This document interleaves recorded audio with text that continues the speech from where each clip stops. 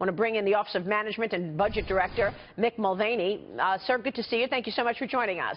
Maria, thanks again for having me. Well, what about that President Trump said maybe we need a shutdown? Maybe we do need a shutdown.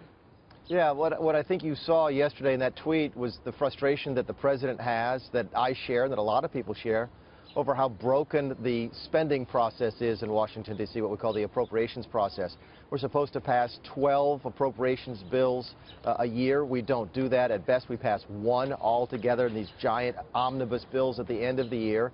They're massive. People don't get a chance to go through them. It's a lousy way to run a country, and I think that's what you saw yesterday. The president says, in his mind, and he's right, we need to fix that. And if it takes a shutdown in September to drive that home, then we'll have that discussion in September. The good news is, though, that we're not having one today. The president was able to negotiate a deal with the Democrats over the last couple of weeks to get a funding bill for 17, and it sounds like the House will vote on that today. Well, I mean, maybe, but the truth is Mick Mulvaney, I mean, people are upset. They're watching the fact that Republicans are in charge of the House, in charge of the Senate and the presidency, and yet it doesn't seem like anything is getting done. I mean, you wanted a decline in domestic spending, you got an increase in domestic spending. You wanted more for the border wall, you got $1.5 billion in defense around that. Democrats obviously are saying that they have basically set the stage to block all of the president's agenda for years to come. Was this a PR move, or is this actually happening? Did you get rolled over again? No, the Democrat was pure PR, and I got to give them credit. Their PR was better than ours for 24 hours. That's why I went to do the press conference yesterday to sort of set the record straight.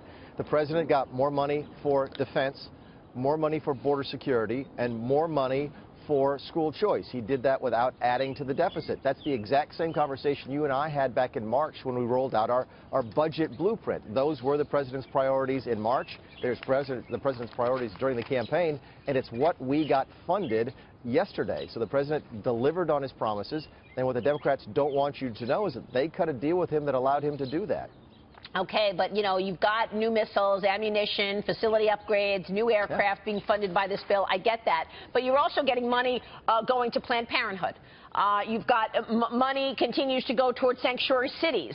How do you explain that? Planned Parenthood, we'll take that one for example. We sat down and actually talked to pro-life leaders around the country, on the Hill, off the Hill, folks back home, and said, look, there is a chance to vote to defund Planned Parenthood this week. It just wasn't on the spending bill. It's on the health care bill. And if the House would vote for the health care bill before, say, Saturday, that is the way to send the message that you're pro-life, because that is the place that you could actually cut off Planned Parenthood funding. So that opportunity exists. We just didn't do it as part of the funding bill. A lot of people this morning have been commenting on this bill. We had Judge Andrew Napolitano earlier say this bill looks like it was written by Nancy Pelosi, and people feel like conservatives are not in on this. They're not going to vote yes. What are you expecting from this vote?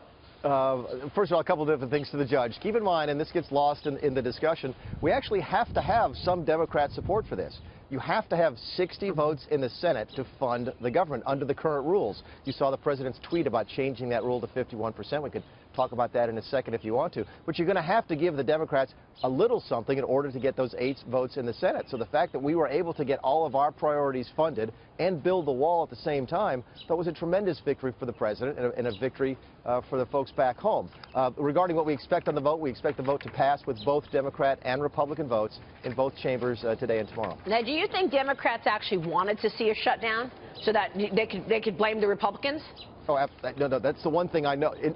That's the one thing I know for sure. They were desperate for a shutdown. They wanted to make it look like we could not govern. It's one of the reasons you saw them demanding that we make Obamacare payments. They hoped that we would give in on that, so that we wouldn't give in on that, so they'd shut the government down. Actually, we didn't give in on that and still didn't shut the government down.